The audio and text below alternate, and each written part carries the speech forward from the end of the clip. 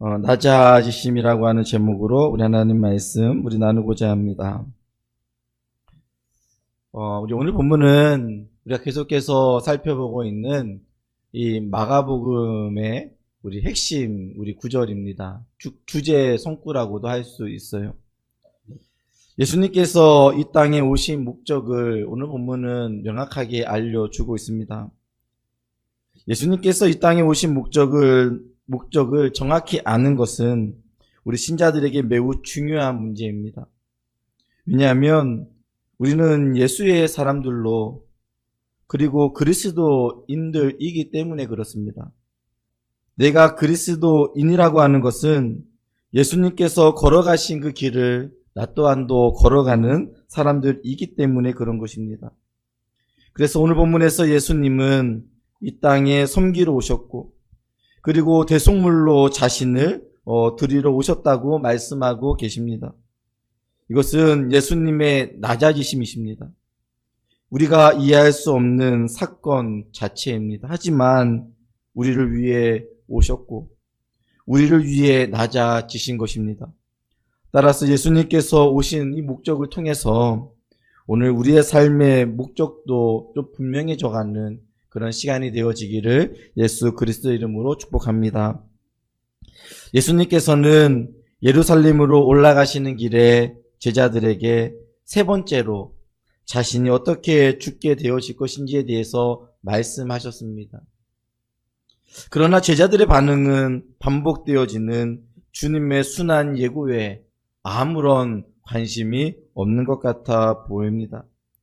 전에는 길에서 제자들끼리 서로들 누가 높냐라고 하는 문제로 서로 싸우더니 이제는 좀 더 구체적으로 이제 예수님의 친척인 이 세베대의 아들 야고보와 요한, 선생님, 우리가 구하는 바를 우리 주님께서 좀 들어주셨으면 좋겠습니다.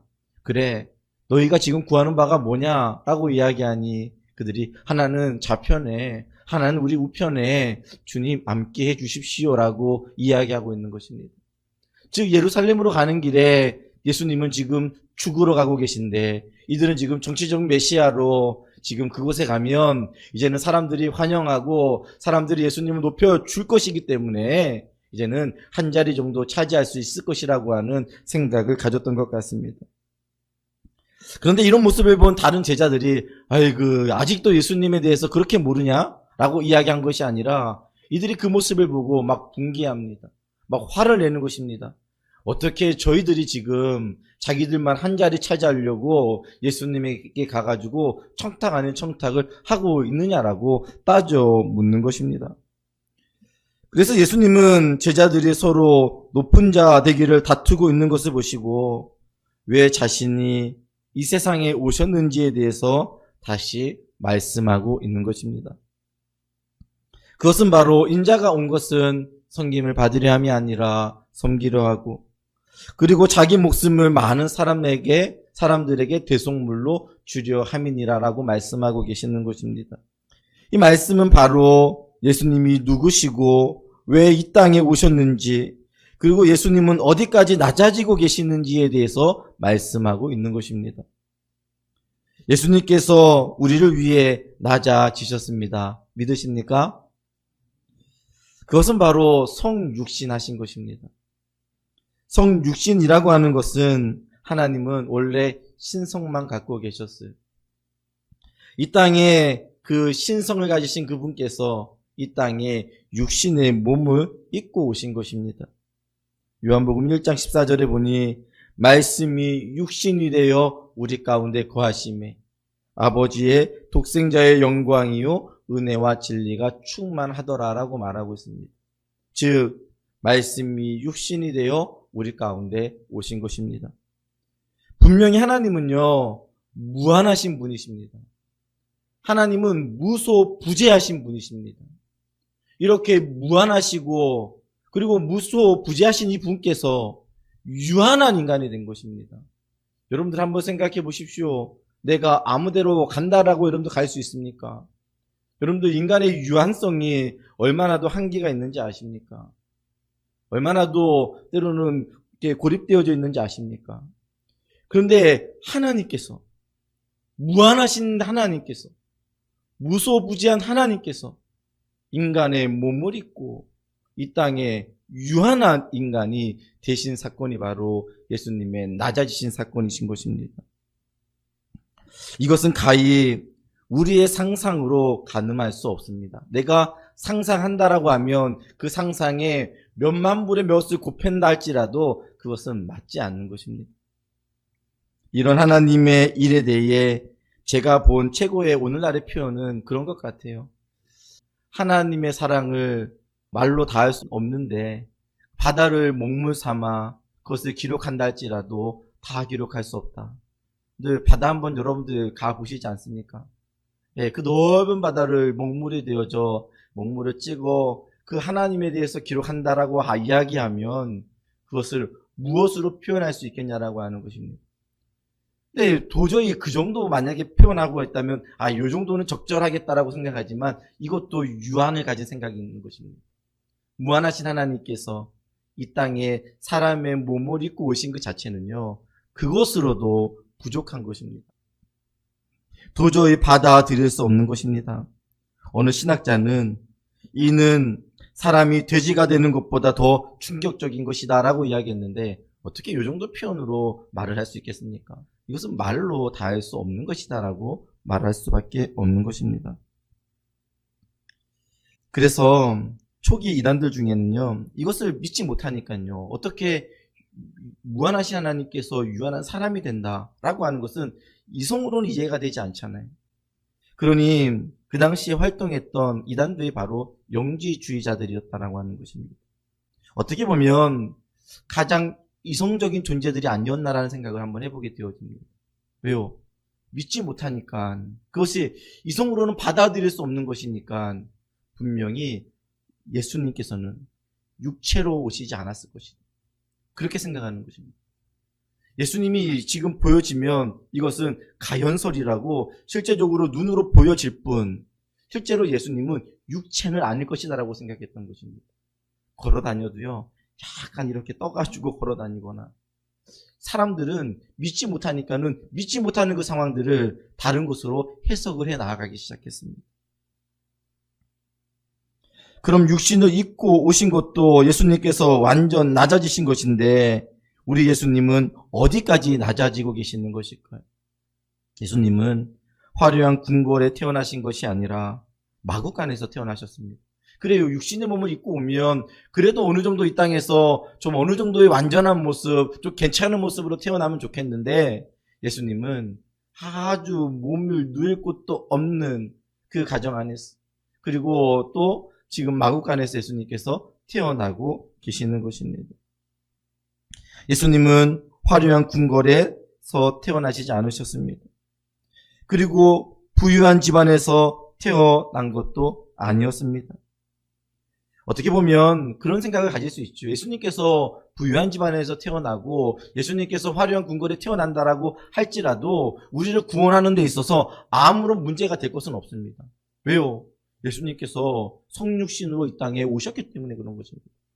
그럼에도 불구하고 왜 예수님께서는 오늘 예수님 낮은 모습으로 이 땅에 오셨던 것일까요? 그리고 예수님은요, 이 땅에서 오셔서 낮아짐은 계속 되어지지요. 바로 고난받으심입니다. 예수님은 일생은 한 번도 넉넉하게 사신 적이 없으셨습니다.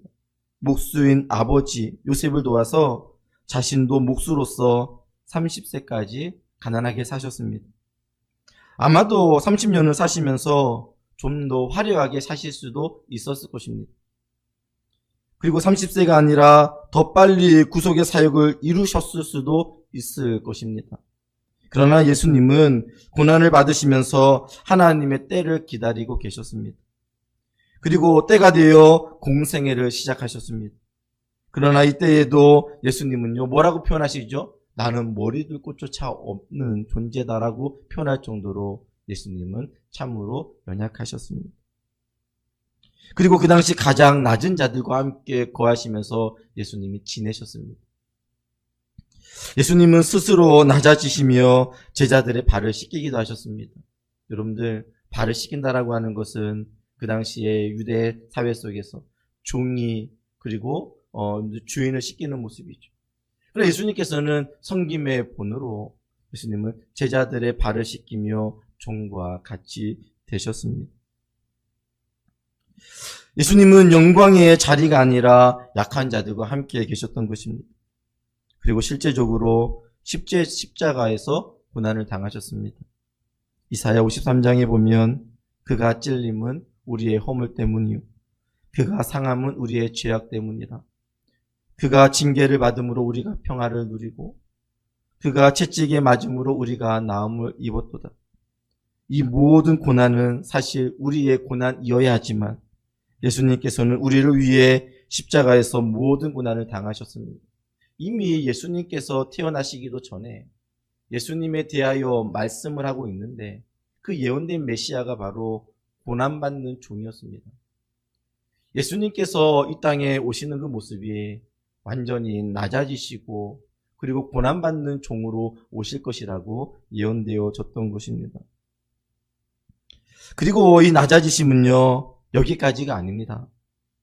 세 번째로 예수님의 낮아지심은 바로 죽음입니다.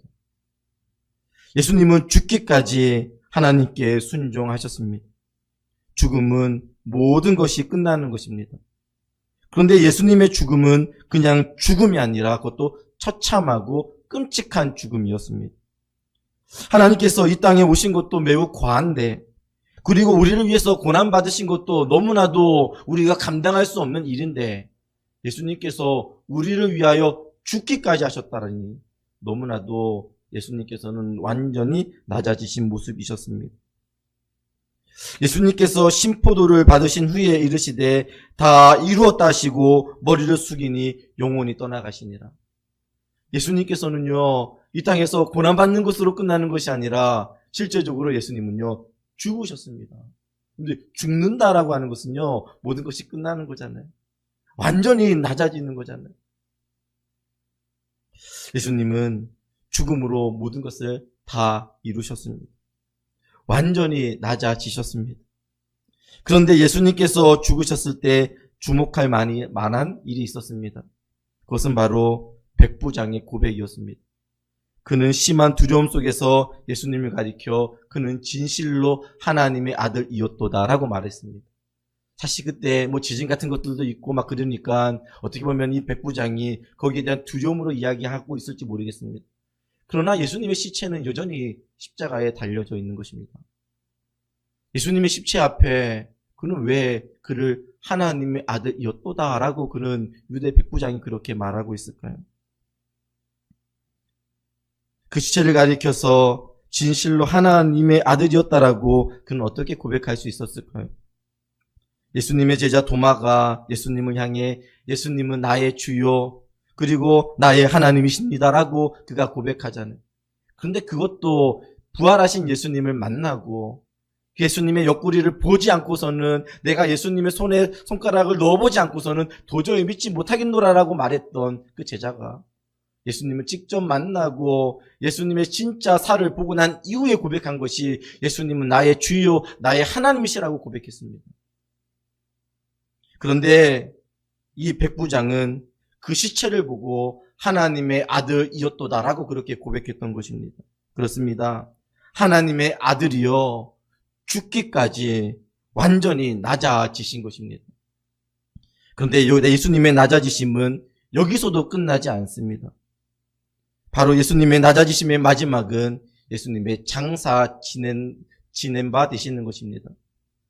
즉 예수님의 육체는 완전히 죽어 무덤에 내려가게 되어지는 것입니다. 마가복음 10장 45절 46절에 보면 요셉이 세마포를 사서 예수님을 내려다가 그것으로 싸서 바위 속에 판 무덤에 넣어두고 돌을 굴려 무덤 문에 놓으매라고 말하고 있습니다. 그런데 이런 질문을 할 수 있을 것입니다. 하나님은 자신의 아들을 꼭 매장까지 시켜야 할 이유가 있었을까라고 말입니다. 즉 예수님께서 십자가에 죽으시는 순간 호련히 하나님께서 데리고 가시면 되지 않았을까라고 하는 질문을 하는 것입니다. 물론 그래도 우리를 구원하는 데 있어서는 크게 상관이 없으십니다. 왜요? 예수님께서 십자가에 못 박혀 죽으심으로 말미암아 모든 죄를, 우리의 죄들을 다 사하여 주셨기 때문에 그렇습니다. 내가 다 이루었다. 예수님은 실제적으로 다 이루셨습니다. 그럼에도 불구하고 예수님은 더 낮아지시는데 완전히 죽음으로 음부에까지 내려가시는 것입니다.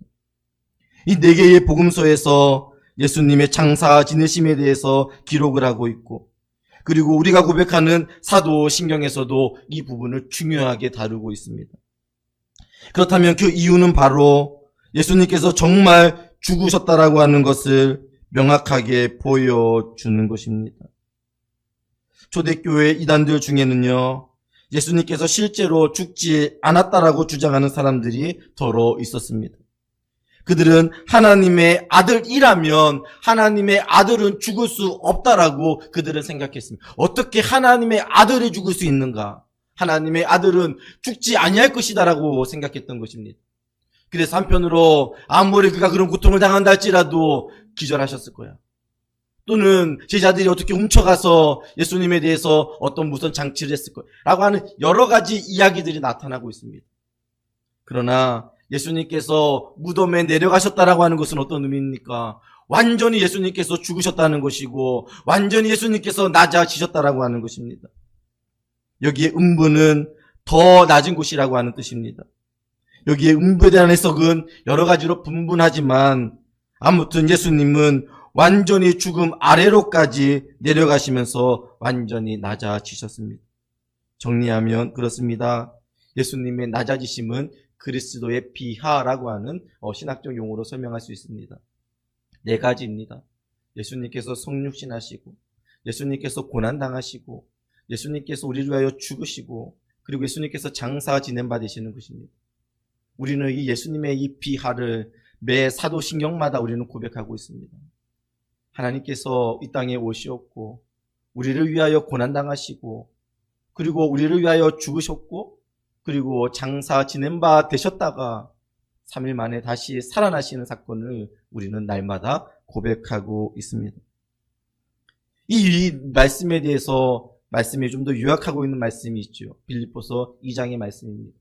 그는 근본 하나님의 본체시나 하나님과 동등됨을 취할 것으로 여기지 아니하시고 오히려 자기를 비워 종의 형체를 가지사 사람들과 같이 되셨고 사람의 모양으로 나타나셨음에 죽기까지 복종하심이라 라고 말하고 있습니다. 그렇습니다. 예수님께서 이렇게 자신을 비워 완전히 낮아지신 것은 우리를 위해 완전한 대속물이 되어 주신 것을 말하고 있는 것입니다. 대속물이라고 하는 것은 죄에서 그리고 노예에서 그 상태에 있는 자를 자유하게 하기 위하여서 대가를 지불하는 것을 대속물이라고 하는 말로 바꾸었습니다. 예수님께서는 자기 목숨을 많은 사람의 대속물로 주려 이 세상에 오셨다라고 말하고 있습니다. 그리스도의 십자가의 죽음은 세상의 모든 금은보다 가치가 있는 것입니다. 모든 사람을 구원하기에 충분한 죽음이었던 것입니다. 육체를 가진 사람들은요, 때론 겸손한 모습, 낮아지는 모습이 있습니다. 그런데 그 낮아지심은 어떤 낮아짐인 줄 아십니까? 때로는 환경이 그 사람을 낮게 만드는 것입니다. 상황이 그 사람들을 낮은 곳으로 임하게 만드는 것이. 저도 그래요. 저도 많이 교만한 존재고 매우 약한 존재인데 간혹 가다가 더 겸손하게 되어지는 경우들이 있는데 그것은 제 육신이 약해질 때입니다. 때로는 경제적 상황이 어려울 때 주님, 하나님 도와주시옵소서. 하나님 모든 해결잡을 하나님이십니다라고 더 하나님을 의지할 수밖에 없는 것입니다. 상황이 우리를 이렇게 만드는 거예요. 그러나 예수님은 완전히 그런 분이 아니십니다. 예수님이 상황이 몰아가서 어쩔 수 없이 죽어야 되셨고 상황이 몰아가서 어쩔 수 없이 고난받으시는 것이 아니라 예수님은 자기 스스로 이 땅에 오신 것이고 낮아지신 것이고 우리를 위하여 십자가에 못 박히시고 그리고 죽기까지 복종하시면서 마지막 장사 지낸 바 되시는 것에 허용하셨던 것입니다. 그것은 바로 우리 예수님께서 아버지와의 바른 관계 가운데 있었기 때문에 그런 것입니다. 오늘날 우리가 지향해야 하는 삶이 있다면 바로 우리가 그리스도인이라면 주님께서 걸어가신 길들을 우리 또한도 걸어가는 삶이어야 하는 것입니다. 그 길은 바로 낮아지는 것입니다. 그런데 오늘날 현대교회와 교인들은 겸손과 낮아지는 것에는 오늘 제자들과 같이 크게 관심을 두지 않는 경향들이 있습니다. 여전히 높아지려고 하고 있고, 여전히 자기를 드러내고 싶어 하고 있고, 여전히 높은 마음을 갖고자 하는 경향이 매우 강함을 알게 되어집니다. 다른 사람을 볼 필요 없이 나 자신을 보면 됩니다. 그러나 우리 주님은 높은 데에 마음을 두기보다는 낮은 곳에 마음을 두기를 원하셨습니다. 그는 근본 하나님의 본체시나라고 하는 말씀을 하실 때 빌립보서 2장은 우리에게 요구하는 하나님의 말씀의 메시지를 던져놓습니다. 이것은 단순하게 예수님께서 이 땅에 오신 것을 말씀하고 싶은 것이 아니라 우리에게 더 강력한 메시지를 주고 있는데, 너희 안에 이 마음을 품으라. 곧 그리스도 예수의 마음이니 그는 근본 하나님의 본체시나, 이렇게 말씀이 이어지고 있는 것입니다. 즉 예수님께서 이 땅에 오셨고 고난당하시고 그리고 십자가에 죽기까지 복종하시고 음부에까지 내려가시는 이 사건은 우리에게 너희가 이 마음을 품으라라고 하는 말씀을 주시기 위한 것임을 깨닫게 되어지는 것입니다. 예수님과 우리와 아무런 관계가 없다면 우리는 이 마음을 품을 필요가 없습니다. 예수님께서 스스로 낮아지시는 이 마음을 우리와는 아무런 별개의 것으로 대하면 됩니다. 그러나 그분과 우리가 하나님과의 아버지의 영적 자녀의 관계로 맺어져 있다면, 우리가 하나님으로부터 양자의 영을 받은 하나님의 백성들이라면, 그리고 그리스도와 신비한 연합 가운데 이제는 끊어야 낼 수 없는 그런 관계 속에 있다면, 우리 또한도 그리스도의 마음을 담아 이 땅에 낮은 자리로 임해야 하는 것입니다. 겸손은요, 존귀의 앞잡이지만 교만은 패망의 선봉이 되어지는 것입니다. 마태복음 11장에서 예수님은 그렇게 말씀하고 계시죠. 나는 마음이 온유하고 겸손하니 나의 멍에를 메고 내게 배우라. 그러면 쉼을 얻으리라. 쉼을 얻는 방법이 어디 있다고 이야기하고 있습니까? 나의 멍에를 메고 겸손함을 배우는 것입니다. 낮아질 때 하나님이 우리에게 주시는 영적 쉼을 누리게 되어진다라고 하는 것입니다. 그러나요, 사단은 어떻게 나가고 있나요? 사단은요, 교만합니다. 사단은요, 아담과 하와에게 처음에 나와 그에게 계속해서 요구하는 내용이 무엇이죠? 너 하나님이 주신 지식으로 삶을 살아가지 말고 너에게 준 지식, 그냥 너가 생각하고 싶은 대로 마음대로 행동해라고 이야기하는 것입니다. 그렇게 내가 너에게 준 지식을 가지고서 이야기하면 너는 하나님과 같이 될 것이야 라고 그에게 낮은 자리로 임하는 것이 아니라 높아지기를 계속해서 요구하는 것입니다. 첫 번째 아담은 무너져 버렸습니다. 둘째 아담이 예수님께와 똑같은 이야기를 하고 있지 않습니까? 예수님 40일 금식하시고 줄이신 상황 가운데에 너가 이것을 떡으로 만들어 돌로 만들어 먹어라. 너가 저 의식을 성령 꼭대기에서 뛰어내리라. 절을 하라. 이렇게 이야기하는 메시지 핵심은 무엇입니까? 다 너가 높아져라, 높아져라, 높아져라라고 이야기하는 것입니다. 그렇게 하면 천하 만국이 다 너에게 절을 할 것이다라고 이야기하는 거예요. 그렇게 하면 많은 사람들이 천사가 너를 뛰어내리면 천사가 너를 받들게 되어져서 많은 사람들이 너에 대한 존귀함들을 알게 될 것이야 라고 이야기하는 거예요. 그러나 예수님은요, 그런 높아지는 것에 마음이 없었기 때문에, 예수님의 중심은 하나님의 말씀이 있으셨기 때문에 그 신명기의 그 말씀을 가지고서 사단을 말씀으로 대적하게 되어집니다. 우리 예수님은 이런 높아짐의 시험에 대하여서 결국 넘어지지 않으셨던 것입니다. 높은 데에 마음을 두지 않았던 이유인 것입니다. 오늘날 우리도 마찬가지입니다. 내가 어느 순간 높은 데에 마음을 두기 시작하면요, 우리는 이런 유혹에 빠질 수밖에 없을 거예요. 조금만 누가 와가지고 조금만 우리의 마음을 휘잡아 버리면 그냥 눈 한번 감는 거죠. 왜요? 높아져야 하니까요. 그러나 낮은 곳, 주님의 말씀이 우리의 삶 안에 중심이 되어진다면 아무리 우리를 그렇게 사단이 유혹한다 할지라도 우리는 넘어지지 않을 것입니다. 어제 주일학교 친구들과 눈썰매장을 다녀왔습니다. 갔다 왔는데 지금 몸이 얼마나 힘든지 몰라요. 왜냐하면 안 쓰던 근육을 써가지고요. 그런데 힘든 이유 중에 하나가 아이들이 이렇게 튜브를 끌고 올라가야 되는데 애들이 뭐 7살, 8살짜리 애들이 그 튜브를 어떻게 막 끌고 올라가니까는 되게 힘든 거예요. 그래서 제가 처음에는 이제 끌어준다고 해가지고 이제 끌고 올라가는데, 처음엔 지네들이 내가 끌어준다니까 제가 끌 거예요 이러는 거예요. 그래서 끌으라고 하지만은 애들이 잘 못 끌죠. 근데 처음에는 자기가 끌려고 하다가 이제 힘드니까 어떻게 하는 줄 알아요? 그 튜브에 탑니다. 튜브에 타면은 한 명만 타는 게 아니라 두 사람을 타는 거예요. 그러면 제 거를 우리 한 명한테 주고 이 둘을 제가 끌고서 그 골고다 언덕을 올라가는 거예요. 계속 오거든. 한 번 하고 나가지면 끝날 줄 알았지만은 그 다음에는 또 어떻게 안 해주니까 또 하는 거예요. 근데 사실은 끌면서요, 이것은 그들이 시켜서 했던 것이 아니었습니다. 제가 스스로 했다라고 하는 사실에 놀라지 않습니까?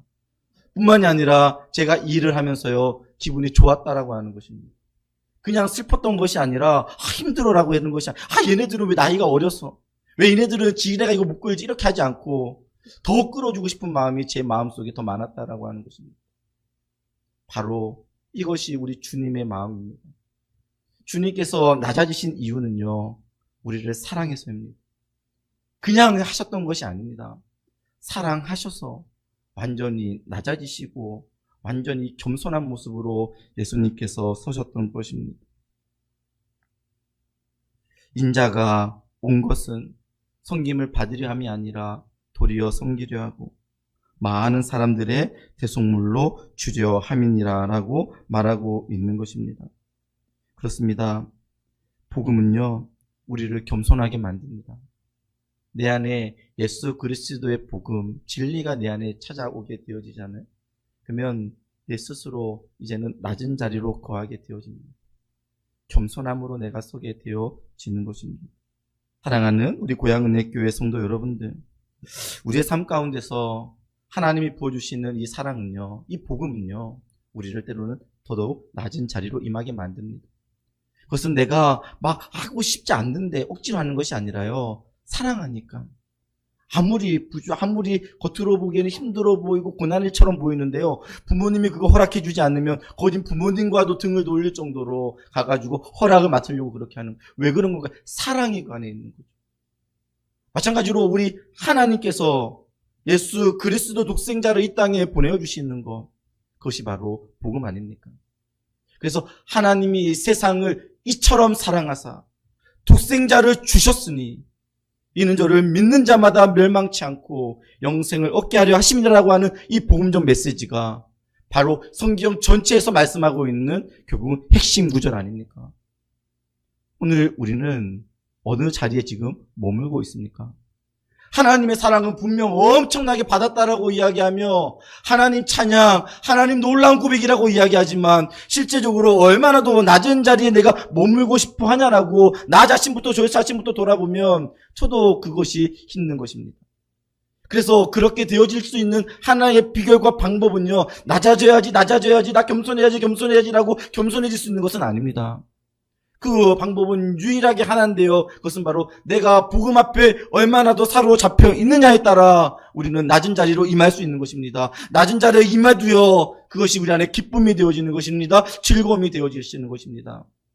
사랑하는 고향은혜교회 성도 여러분들, 복음으로 충만해지시기를 예수 그리스도 이름으로 축원드립니다. 어떠한 상황 가운데서도 높아지는데 마음을 품지 말고 예수님께서 걸어가시는 믿음의 길들을 걸어가시기를 주님의 이름으로 축원드립니다. 때로는 그 길이 고통이요, 때로는 그 사람들이 보기 아픔의 길을 할지라도요, 내가 주님이 가신 그 길들을 걸어가면서 나 자신이요 행복해요. 나 자신이 즐거워요. 나 자신이 그로 인하여서 성령의 충만함들을 누리게 되어지는 것입니다. 그래서 겸손한 것은 다른 무엇이 아니라 제가 보기에는 그래요, 구원받은 흔적 같아요. 그가 겸손하냐? 그가 낮은 자리로 지금 임하려고 하고 있느냐? 구원받은 자입니다. 구원받았으니 하나님의 은혜가 충만하게 임하고 있으니 그가 더더욱 겸손해지려고 하는 것입니다. 여러분들 삶이 어렵고 힘들다고 너무나 너무나도 마음 아파하지 마십시오. 때로는 그 상황들을 통해서 하나님이 우리를 겸손하게 만드심을 믿으시기를 바랍니다. 그리고 하나님께서는 때로는 내 상황 가운데 높은 자리에 하나님께서 우리를 두실 때가 있어요. 그럴 때요, 여러분들 높은 데 너무 마음을 두지 마시고요.